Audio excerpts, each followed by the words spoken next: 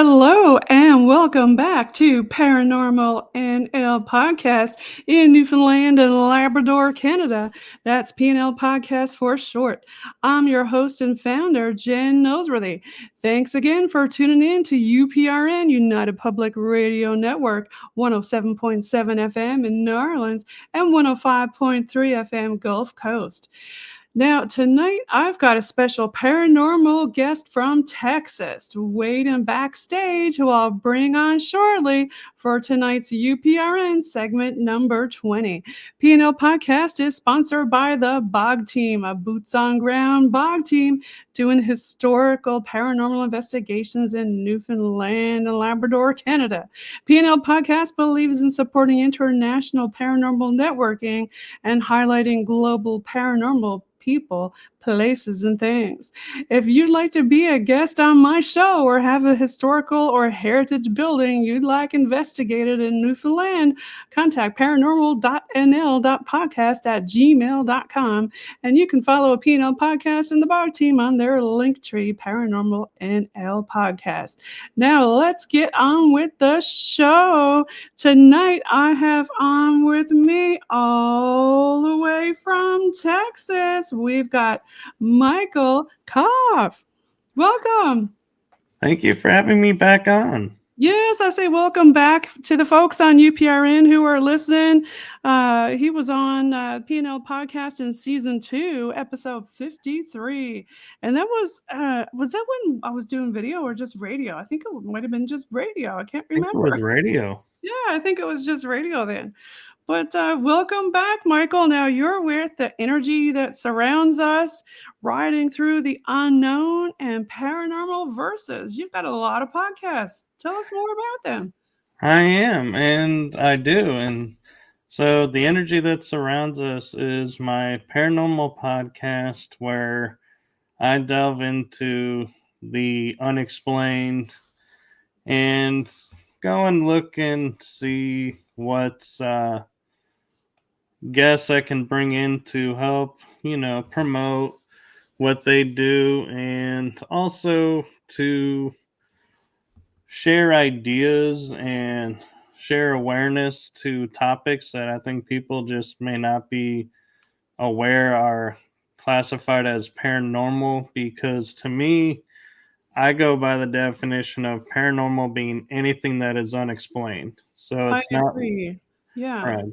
So I Yeah. try not to limit it to paranormal investigations or equipment or teams. I branch out and try and do a variety of topics. And then I think about the metaphysical when I see a lot of your different logos and stuff like that.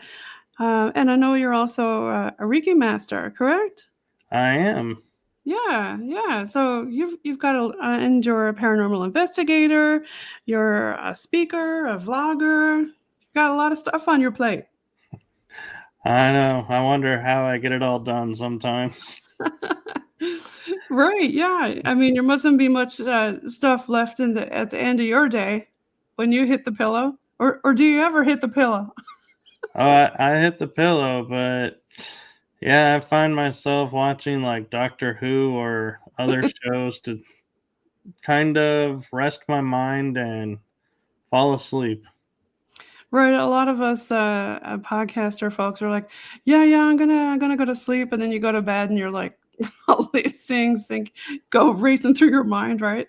But Right. tell us more about you and some of your podcasts, and maybe even some of your guests who you've had on, or some of your experiences. Sure. Riding Through the Unknown is my esoteric series, and for your listeners who may not be familiar with the term, esoteric means hidden history or just hidden from, uh, you know, the world and everything. And so it's topics that kind of fall under the category of conspiracy theory sometimes, or it's just a piece No, of history that may be mentioned one time and then kind of gets buried under other things. And it's like, wait, that was a really important thing. So I try to find guests and bring awareness back to those topics. And Yeah, it's kinda some hard to do a podcast sometimes without getting into some of those things, right? The conspiracy theories and the but I love the ancient stuff too and the esoteric also and the unknown, you know? right, and I mean it's so interesting when it's like we look at something and take for example, here in America we have a delivery service called FedEx.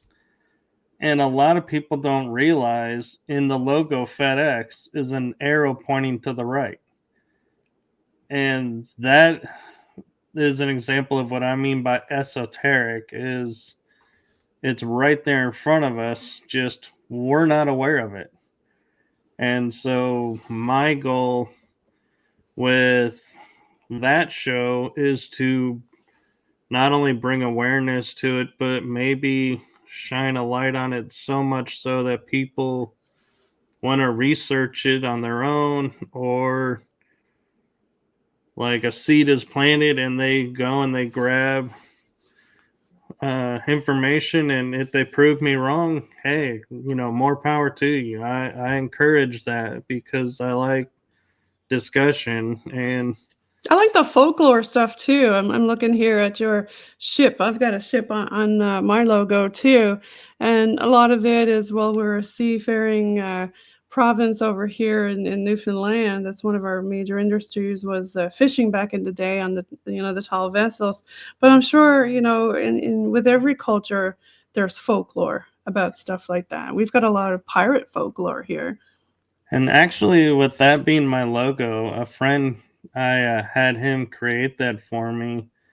And what it was is when I first started, I was looking at the mysterious side of the paranormal, and I was like, ghost ships and pirate ships, were kind of in the forefront. And I was like talking with him and going, I'd like a logo that, has everything that I'm researching into it, because that kind of sums me up. And when he came back, he showed me this logo, and I was like, oh, I was so hooked.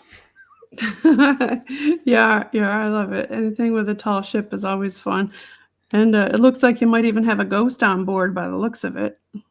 I think there actually is two ghosts. I see one stood up there. Yeah. I like to hide stuff in my logos too. Like when you do your logos, do you hide stuff in them for people to find like little Easter eggs? Actually, my show logos, my cousin does, and he creates them in a way where I give him an idea and Right? he brings them to life. And it's really amazing how he's able to do this because he's not actually in the paranormal field. And so he does my intros, my outros, and It's always nice to have somebody else create stuff for you too. Give them a vision and let them kind of use their creative magic and see what happens, right? it is. And Yeah. We always like to hide a puffin in our logos because Newfoundland and Labrador's main bird is our little puffin. yeah, um, the one that I think has the most hidden is is the writing through the unknown. There's our little puff. And that logo, one of them, This one. uh, that one is it's the other one that has the kind of hidden aspect to it more so is, this one has it on the Stargate, which is Oh, I kind love that. of, Stargate. That's one of my favorite movies. oh yeah. I liked this one because it shows going on adventure beyond, and I loved how he has one image in the forefront and then another image in the gate, and he's just casually walking in, and I'm like, that was so perfect to me because that is how I feel, like I'm just casually walking into a new world. It's like new. every podcast you go into, you don't know what you're gonna expect. You just stick your head in and woohoo, let's go, you know? I mean, do you believe there's portals around the world? Oh yeah, absolutely. I actually got stuck in one. Tell us about that. So I was in a jail that's been abandoned in Texas, and I was walking along, and the whole night I could sense something was off, but I couldn't pinpoint it down. Like I felt like I was being watched and everything, and all my senses were on high alert. And normally, when I find portals that are like naturally created, I can walk around them and be like, "Yeah, it's right here." And I was on a location, and and somebody challenged me, and I actually got it right where it was. And I was walking through the cells, and next thing I know, I'm being tapped on the shoulder by someone, and I fell to the metal ground, hit my head, came Ouch. to, and was like, "What's going on? Why am I down here?" And they said, "You were not responsive. You were not responding." And I was Oh like, my "What are you god. talking about?" They How were like, long were you out, Michael? probably like 30 seconds to maybe a minute or two. Not very long, because they were trying, to get my attention right away. So it was fortunate I was with the team, but Mhm. then we went outside, and I got some water in me and felt better, and went back in, and I couldn't sense it. Well, And hello, you've got a friend with us. Who's that? those are my two little guys, that my mom's little fur babies. Oh, yeah, we always like to have fur babies on the show. Pick one up. Oh, they just ran outside chasing a squirrel. Oh, a squirrel? Yeah, I just squirreled on you there. Now, when you fell on the floor, thank God you weren't alone. So you went outside, you got some water. Did anybody tell you, or did you tell them about what you experienced while you were gone, per se? No, you know, I just know I was unresponsive, and they just like kind of tapped me really hard, and I just fell. It was like I wasn't there. And so I was snapped back, and I don't know where I went, but when I was talking with a friend in Colorado, Alex, he was explaining to me what happened, and he says that's what happens when you go into a portal, is you will get drained of your energy, you won't be responsive, and yeah, it's really important you get someone pulls you out right away. And so he then, what I have now because of that is, I don't know if you can see this, but let me see. I got what's known as a quince seed. It's a sacred Oh, seed in resin, okay. Where did you and get it that? uh I got it through a friend, and she gets them from nuns in Italy that Right?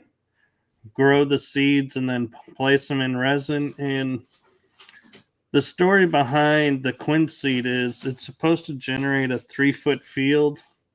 So Okay. whatever is in you at the time when you put it on For some protection. stays in. It can't get Right? out. Yeah. So whatever's trying to get in can't get in. It's like a barrier both ways. So It's all about intention, right? Everybody it got is their own things that they do for bubbles. So that's what you use for your bubble. one of the things, yes. What else do you use for your bubbles? I use sage spray. I use The spray. Palo Santo. Oh, I love that stuff. Love the way that I stuff smells. Yeah. I also use organite, Yeah? and I can't think of it right now. My mind just went blank. It's a meteorite that was found in Russia. It's Organ. black, and Wow. It's has a really high protective Something nature, like an obsidian kind of thing? sort of, and it's not it's extraterrestrial based, and so it you can grind it up into powder. Man, Okay. I can't believe my mind is going blank. I have it in necklaces. Yeah, there's all kinds of good stuff you can get, isn't it? There is.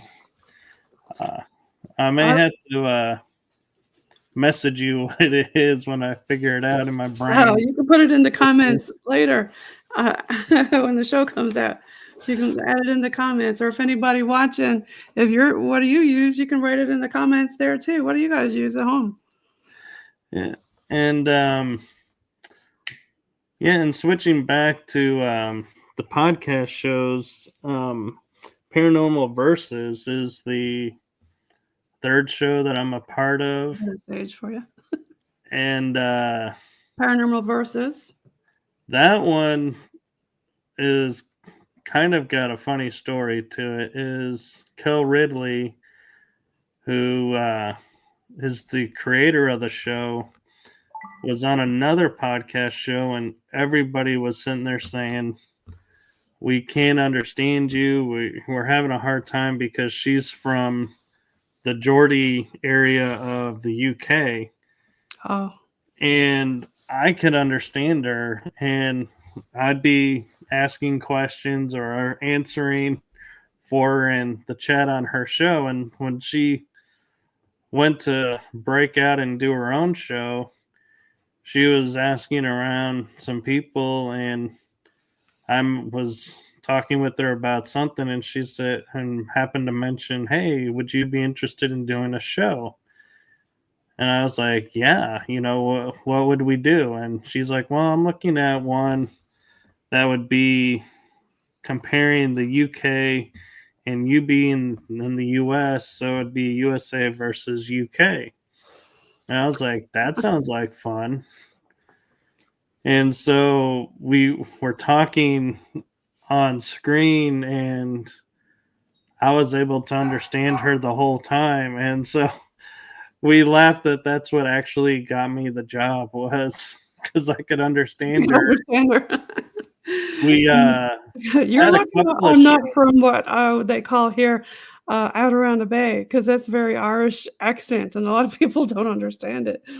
But yeah, I've got a bit of a weird accent. It's half Tex-Mex and half Newfoundlandese. So I can understand it, you're, but yeah, you're doing a good job understanding me. and we had the funniest instance of, in our first season, we had a couple of guests where she would be asking the guest a question, and they would say, "I'm sorry, can you repeat that?" And I would jump in and say, "She's asking this," and they're like, "Oh," and You're then they would answer. translating. So I was like, I'm the co-host slash translator for the show. I love it. But we Yeah. have a lot of fun on there, and we get into more of the paranormal and conspiracy theories on Okay. that show. And I actually, now, I haven't added it to my bio, and I probably should. Is I actually, in November of last year, was asked by a guest that was on Writing Through the Unknown if I would wanted to co-host a political conspiracy theory show, and it's called The B System, and Emily Men's House is the host. Okay. So on Thursday nights, that's my fourth show, and Oh my gosh, I Michael. just I Yeah, just we're guest gonna host have to that add one. another logo. Well, I don't have a logo for that one because that one I just go on when time allows, and she's running it. She runs that one. Okay. The three that I gave you logos on are Right. ones that I run or have like equal stake in, and so Yeah. those are the ones. The three that you have are the ones that I consider my little So, show so babies. Michael, let's switch gears here. I know you're a paranormal investigator. Do you have anything in your mind that sticks out from some of your experiences that you had that kind of shook you up, or or just you want to share about?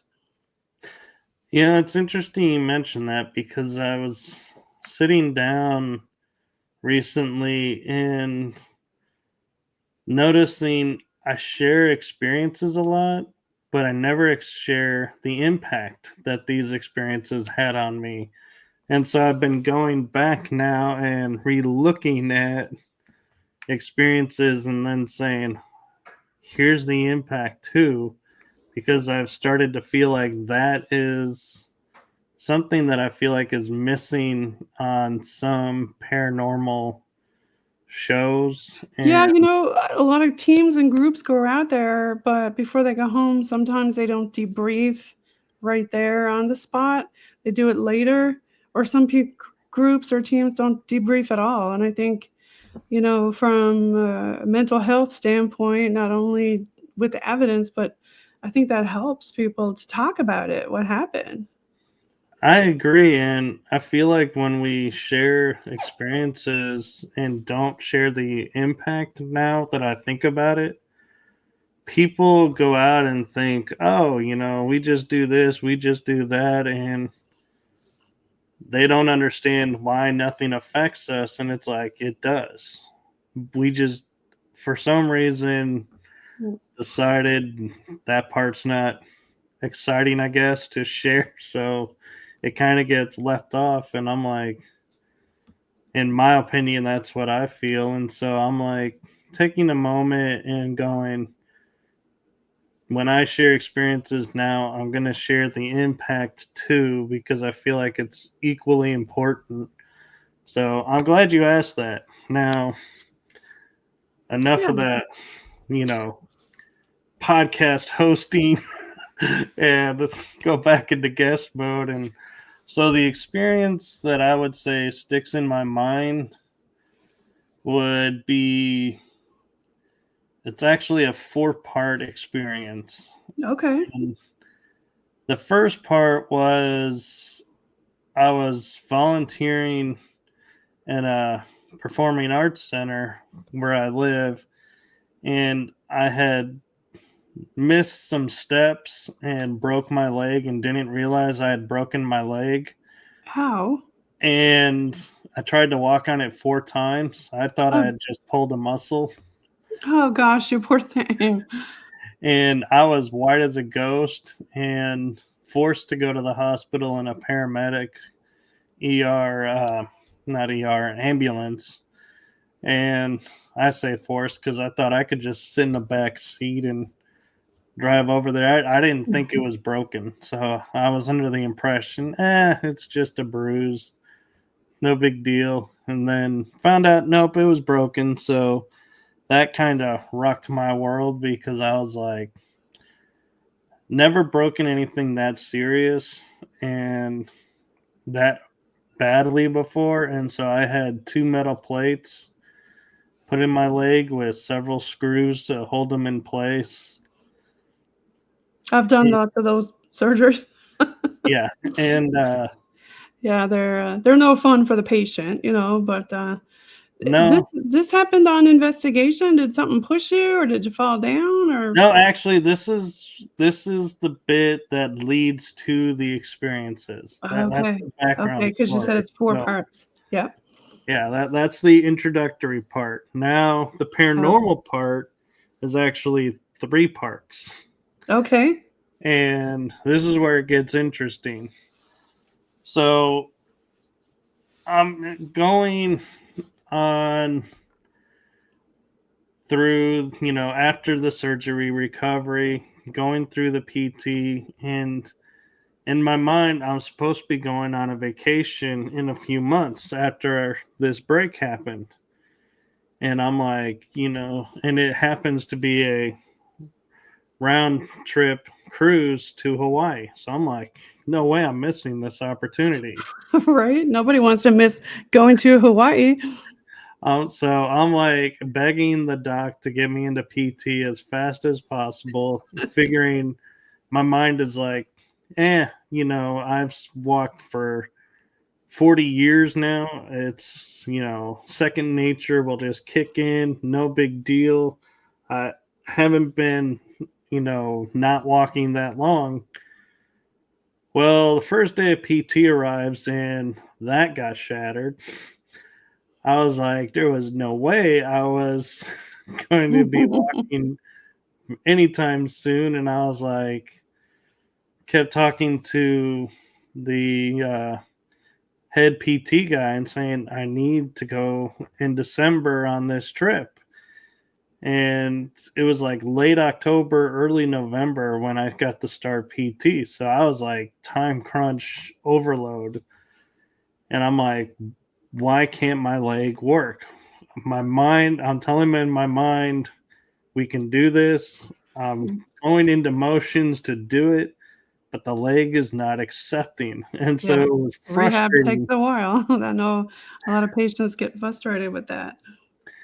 And so I finally gave in and started just doing the PT day by day. And it started getting to where I could do more and more on my leg, and it was starting to accept. And so I was like, okay, had to take the pressure off. And about 2 weeks before I was supposed to be finished, they looked at me and they go, so we want to know what is our end goal? Do you want to be able to run again, or do you just want to walk? What is your thing? And I laughed and I go, well, when you look at me, I'm not much of a runner, so I'm okay if I don't get the running skill back. Now, walking, yes, that is important. And so we turned focus then on just getting my leg to walk. So a week before the cruise was slated to happen, PT ends and I get cleared to go. I'm like so excited. So we get to the airport, and you would think being on crutches, you would get like priority help and service at the airport. Yeah, not so much. No, that's not good. I went in line and had to wait some, and I got to go through. And here's where the paranormal bit starts. And to me, it's paranormal because I can't explain why this happens. But when I had the metal in my leg, either who was in front of me or who was behind me when I would go into the metal detector would show metal in their leg. I never did, even though Mhm. I had the metal in my leg. Okay. And Ooh. I always thought that was weird because I would hop in, they would take the crutches from me, and then they'd hand them back after taking the image. And, I guess they're looking at me like, why are you on crutches? Mm. You, but somebody else will be flagged for having metal in their leg. And I was like, that was just bizarre. And so we end up being late to the cruise departure because our flight was delayed. So we get on this ship because they had to wait because we were booked our flights through them. Mental note there for anyone who wants to cruise: book your flight to board and disembark and your excursions through the ship, because then they're forced to wait for you. That's important if you're a paranormal explorer and you want to go out doing paranormal tourism. That's important if you just want to be a tourist, but yes. I like to keep it paranormal. Well, you're not going to get disappointed as this story is about to unfold. So you can imagine being on a cruise ship. I'm using my crutches to get around. Well, I get to Maui and I'm supposed to do snuba, which is half scuba, where you're got a mouthpiece, and half snorkel, where you're wearing a mask over your eyes. And I'm sitting on the boat, and I left my crutches on the ship, and I was able to hop there, and I was like limping, thinking, okay, all is good. This will be nice. Get in the water, relax. As we're about to start, the leader of the excursion says their spiel, and they say one sentence that makes my heart sink. Uh-oh. If you have had any surgeries within the past 6 months to a year, you cannot do the excursion. Well, somebody all of a sudden appears next to me and says, "Stick with me. I got you covered." And I was like, "Okay." So I put my little fins on and get in the water, and we go to the bottom of the bay in Maui, and I can feel the sand sifting in my fingers, and my mind goes to, I wonder how many centuries or years it's been since this sand seen the light of day and somebody stepped on it or was playing here. Right? So it's like I was feeling really connected to the land and everything all of a sudden. And we get back up onto the ship, and I thanked the person that was helping me to be able to do this. And he was like, "It's okay, don't worry about it." And we get to shore, and I go to thank him again, can't find him. Hmm. So I finally go, okay, we've got to leave. So get on the excursion van back to the ship, and all of a sudden we pull in, and I get scanned on the ship, and I get to the room, and my parents are like freaking out, going, "You got to call security. Security's looking for you." I'm like, "I haven't been on the ship. Why They're is looking for security you. looking for me?" So I call up security, and they're like, "Well, we've been needing to leave, but you were missing. So you're on board the ship." I'm like, "Yes, I'm in my cabin." Okay. Then they sound departure, and we leave. Right? We go to dinner, and my parents stop and look at me and go, "Where's your crutches?" And I realized I had left them in the room. But here's the interesting thing: I had no limp. My limp had disappeared. Hmm. Something in the Bay of Maui reset my leg to pre-surgery, pre-accident, to Wow. where I was walking totally fine and was like, wow. And so I'm like all excited because now I'm feeling like I'm back whole again, and I'm not Right, yeah. You're like the different. bionic man now. Yeah. And so I then go and have surgery to have the metal taken out Right? because I couldn't do my job because the metal would start to hurt my leg. And they were like, "Well, we don't need the metal in there. Let's just take it out." So I was like, Okay. cool.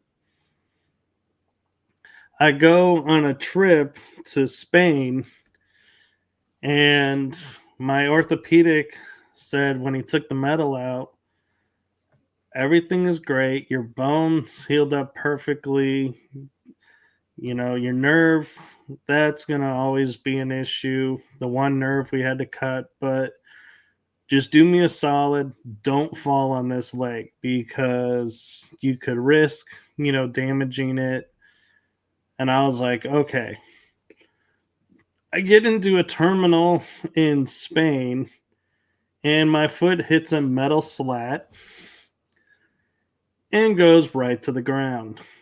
And I am in panic mode because I just not only fell, but I fell on the leg I wasn't supposed to. So my Oh, mind is in full fear mode of, oh my God, I'm in Spain. I'm on a cruise ship. Like, this I is gonna be need a to mess. go I'm and gonna be in a hospital in Spain. yeah. Right? I'm Yeah. like, "This is not good." So my parents help me up, and we go back on the ship, and we miss that port. And I'm sitting, or I'm laying down on the couch in the room, and we had the door open to the balcony so I can hear the water. Well, this is where the paranormal comes in again. This voice comes out of nowhere and Hmm. is very loud, like a booming voice, and it goes, "Who are you?" Okay. And I'm like, I answer back, "I'm Michael." And he goes, "Who are you?" And another booming sound. I'm like, "I'm Michael. How many times are we going to cover this?" And the booming voice comes again and says, "Who are you?" And it dawns on me, they're not asking my name. They're asking, "Who am I?" Not my name.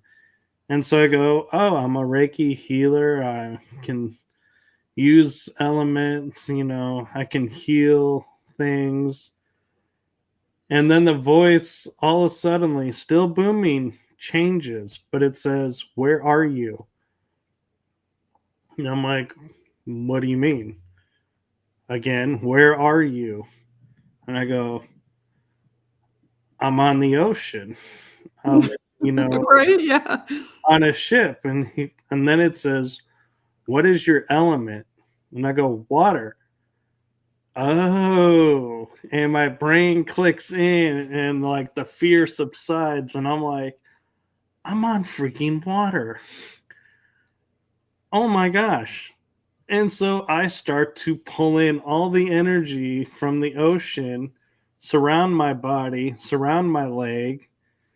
And my mom comes back from getting an ice pack and says, "Here, let's ice your knee down, your leg down." And I was like, "I don't need it. I totally have healed my leg. It's all good. We're okay." And I You was fine. use the water, right? Right. I had Yeah, just yeah. I was locked in fear mode, so I forgot what I can do. And so that that's an important impact that I Well, add to this story. water is an important paranormal thing. I mean, it, it I truly believe a lot of people say this that, the paranormal ramps up around water, well, because it's energy in itself. Right. It's a living thing. There's, put it under a microscope. What's in it? There's stuff in it, right? But it does other really weird stuff. It memorizes and has a memory, like when you freeze it or things like that. Have you seen that? I have all the ice crystals that it does under sound and Yes. other frequencies. It's very mysterious, and we're made up of what, 75% water? Yeah. So that's what we are, right? Water and a bunch of other stuff. So it's interesting yeah, so water is yours, hey? Yeah, I'm a water sign, and so I'm able to use water to heal. And so we go through and finish that transatlantic cruise, and that, on a side note, that cruise ironically puts us arriving in the Atlantic Ocean on the tail end of Hurricane Sandy. So I Oh, got to be wow. on a ship through not only the Bermuda Triangle, but through Hurricane Sandy as well, the tail end Wow, of it. So that wow. was an adventure. So, yeah, you've had that was an interesting, trip, that's for sure, and I Yeah, know, a lot of people, they wouldn't wanna give up that trip either. I'm looking, I've got your website pulled up here. You've got a lot of different articles and things that you've written too. I Um, do. And before we get into I wanted to share the last part of the experience. Was the following year I was in southern France, going through the Cathar region, which, if anyone's not familiar, that's the area where like the Knights Templar were, and a lot of that mystery, and Mary Magdalene being there. Well, I climbed up to go to Mount Montsegur, the castle there, the ruins, and on the way down, I slip and fall again on that leg. Michael. Oh And no. this time, my friends that were there both came almost rushing up to me and were like, "Oh my God, are you okay? Are you okay?" And I was like, I literally felt like this going, "It's okay." I was like, "No worries, I'm all right." I You're like, just, let me just go jump in the water. I'll be fine. I was like, I had no fear of hurting my leg at all. I was like, total different reaction, and just got up and just walked away. And another interesting aspect of what happened in France, I think I had time to share this, was we were staying in a cabin at the foot of Rennes Chateau, which everybody knows is a sacred hotspot for a lot of mythos and a lot of conspiracy theories. Well, we started going up, my roommate and I, one night. And as we were going up, there's this rustling in the bushes along the side of Rennes Chateau, the hill up to it. And we get to the entrance, and I stop. And I say to my friend, "We got to turn back." And he's like, "It's right here. I can literally touch the stone." I was like, we can't. We got to go back because it's just isn't right. I got a bad feeling. So he trusted my feeling, and we went back. The next night or the following night, we go and we're going up the hill, and there's no sound. And so I'm like in my mind going, all right, so the guardians of the city are okay with us being here tonight. Don't know why we couldn't go in the last time, but this time we're okay. And I look over to a sacred mountain in the background. And if you're familiar with the 13th Warrior movie, that fireworm, Okay. we literally see one start going down the mountain towards us. Well, And the strange thing is, it's going straight through trees. hmm. It's not starting any fires. And I'm like, how is it walking through the trees, not catching anything on fire? But it literally looks like a line of fire. And And I your look at friend my, is there and your friend is seeing this. yeah, we're both seeing it. And I looked at him and I was like, I don't want to meet up with that. Do you? And he's like, no. So we hurry up to the city and we get to halfway up again and we notice it's still coming, moving somewhat slowly, but it's making progress. And we get to the edge of the city where there's the big stone that says Rennes Chateau. And again, don't hear any rustling. So I'm like, okay, we're okay to enter. We take photos at the entrance of Rennes Chateau.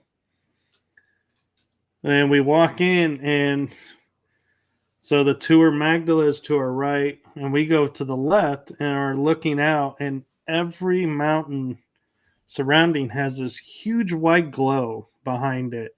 Okay. And I'm like, is that a city or what is that? And we turn and we look next to the tour, behind the Tour Magdala, and we're like, well, there's a city down there, and they're using soft yellow light, and there's not much of a glow to it. And we look back, and I'm like, that's got to be a base or something sacred that's lighting that up. That is not normal. And we turn to walk behind the Tour Magdala, and as if, all of this going on isn't paranormal enough, just wait. My roommate hears a sound and I didn't hear it. And so he goes, I'm going to go check it out. I'm like, cool, go for it. I take 3 steps, look up, and a lady in white is floating across the path in front of me and appears to look at me but not acknowledge me and enters the tour Magdala. Just as she disappears, I hear a voice over my shoulder, and it's my roommate, and he's like, it was nothing. There was nothing there. I was like, huh. I go, did you just see that? He goes, see what? And I was like, never mind. My mind's thinking, I made this up. No big deal. So we start walking, and we notice at the end of the path are 2 red lights that look like eyes. They're Oh, spaced just enough to be like eyes. okay. Yeah. And we both see it, and we're like, you see that, right? And he's like, yeah. I'm like, I don't want to meet whatever that is. Do you? No. You're like, no. We Right. took a few steps, and we're like, it's still there. And I go, well, here's a path to the right. Let's veer that way. And we're like, okay. So we take the path to the right, and we happen to go right at the entrance to the city. So I'm like, let's go back. We're good. Let's go back. And we're walking, and I have no memory of seeing the fireworm. So I'm guessing it disappeared. But the next day, we go to Pouvet, which is this castle that's connected to the Cathars. And on this big board, as you walk in, is a sign that says, Legend of the Woman in White. If you see a woman in white, you are marked for death. What? I freak out. Oh, no. For 6 years, I never told anybody I had seen a woman in white. That's not a good thing. Oh. I kept So it you were quiet. like looking at your watch and your calendar going, wait, how much time do I have? Right. Actually, what was going through my mind was I can't tell anybody this because the people I would trust to tell would put themselves in harm's way to try and save me. And if I'm going to die, I don't want to take them with me. Right. Yeah. Even though, I'm robbing them of the choice to do what they want to do. I'm like, no, I can't have that on my conscience. So I'm like, It's funny, like as soon as you said that, I don't know if my cat meowed or was that your cat or I have 2 dogs, so definitely not my dogs. no? But I so yeah, I kept quiet about it, thinking if I talk about it, am I gonna make it happen? I'm just gonna live on borrowed time and just wait. And finally, after 6 years, I get a call from my friend who was hosting the trip to France, and we were talking about something, and I said, "Oh, by the way, remember the trip to France?" And I said, "Yeah. Remember how we were going up to Rennes-le-Chateau that second time?" And she goes, "Yeah. What did you do?" And I go, "Well, I saw a lady in white." And then remember Pouvet, how they talked about the woman in white? And she's like, why are you telling me now? Why didn't you tell me then? And I said, Right, yeah. they want you in harm's way. And she's like, Michael, you should have told us. We could have put your mind at ease. We could have looked into it, done stuff to, protect and everything. Right. And I was like, Yeah. that's okay. So yeah, it's funny how like Funny how the things work fear like of that. my leg made me forget what I can do in Spain, and the fear of being marked for death led me to keep it hidden for 6 years under the guise of I was so afraid that it could become real because I mentioned it that I was like, yeah, I was like, no way, I'm not sharing this. I'm not putting anyone in harm's way. So yeah, I let the fear control me, and there was nothing to it. Yeah, you never know what you're going to be walking into when you go to different places. And I'm sure your other host, Cal, right? Right. That she's probably been through some weird stuff too, I guess. Oh, she has stories to share. And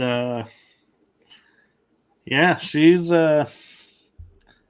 used to, well, I won't share her story because it's her story to share, but yeah, we complement each other very well on the show, and we have equal footing. And real quick, you had mentioned the articles, and the reason I did those articles was there was an online newsletter, and a friend was running it, and she asked me if I would be willing to publish articles. And so I thought, why not? So I did one on myself, one on paranormal, and kind of explaining what it is for people who may not be familiar with it. And they're actually kind of lengthy. And I put them on the website because, I did share them, and, it's, if you want to read them, you can, they're there. And I also noticed, as with a lot of things, there are holidays that we all take for granted that we don't really know anything about. And so I started doing like holiday, like Halloween, Thanksgiving.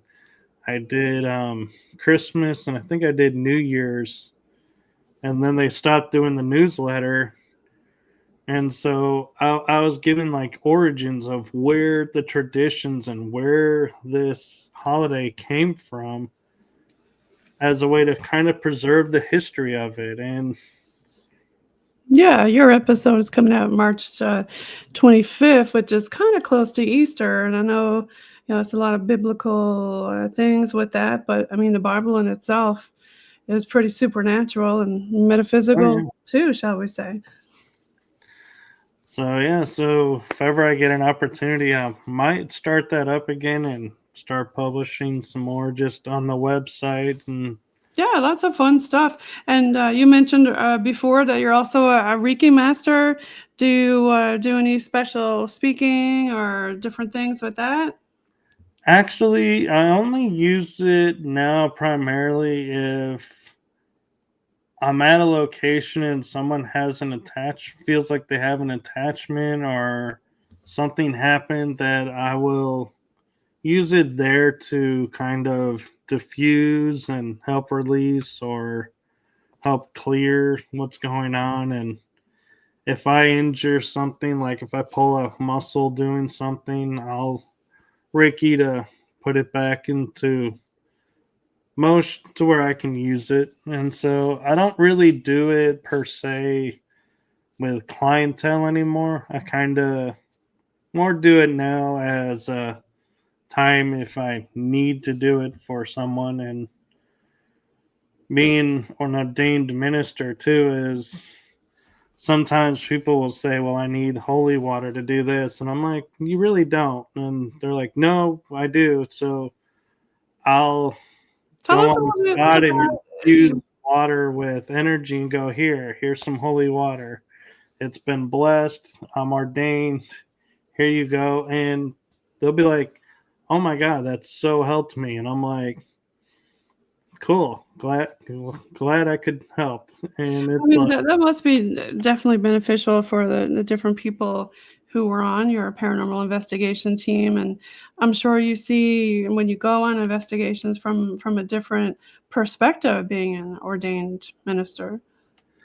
well, I got ordained so I could do the Reiki and keep from getting legally, affected. So I never really was attached to a church. So I've been raised in metaphysics, so I don't have the dogma. And so I've done really well at keeping myself from being attached to dogma. And I'm looking at the screen, and that's my link tree, which has some new things added since I was on last time. Yeah, you've got And a lot of stuff on here. I have a website now that I It was, use. I had a few things up there from the website, and you've got the IMDb, and you've Right. got the. And Mhm. funny story about the IMDb page is I did an interview with someone and they said, oh, and when it was done, they said, by the way, you're going to be on IMDb. And I was like, really? I thought you had to be in movies to, Right? or part of TV shows to be on there. They're like, no, if you can put your podcast shows on there now. And so I now list all my podcast shows on there, as well as if I have I found another interview I was on IMDb, so I have them tagged to my page, so you can see everything that I've been involved in that's on there centrally through my page, which was a lot of fun. And it's got my show's YouTube channels, my YouTube channel. It's got my Rumble channel, the show's Rumble channels, the eTalk channel pages of networks that are not on Facebook. And I pretty much didn't put Facebook on there because Facebook was taken away. And so that's why I created the website. So it's my way of when doing shows, if I was to lose Facebook, people can go to the website and say and see, oh, is he still doing shows? Because I update when seasons start or when if something's going on, I'll put it there. And That's a I great idea. Yeah, not a lot of podcasters use the IMDb.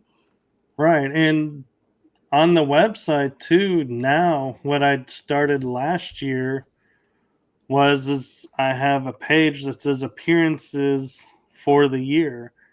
And when I go on an investigation or I go on, for example, like this show, it will not only list I was on this show, but it'll have a link to your site so people can go check out your stuff, a link where I have it posted so they can go check it out there.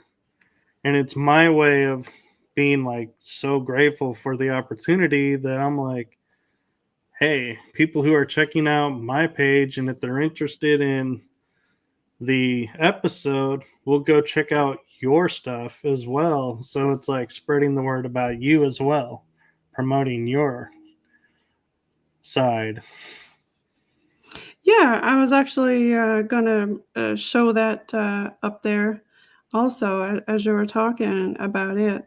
I'll share that screen there that you were talking about, where you can see on your web page all the appearances of where you're going to be. So here are some of the ones that you were in 2025, and you can see all the links. Fun. That's a great idea to do that, to link it in. And some people do that with their tree. They have all that stuff on their link tree too. Right. And I have the about me and the about the shows. So that's where I update it as necessary when things are updated. And actually, now that I say that, I probably need to go look to see if I did update it for season 3 or I just jumped in and kind of forgot to do that part. Well, Michael, do you want to give a shout out? We got about a minute or left there to your fans who are listening and other folks who don't know where to find you, where they can find you.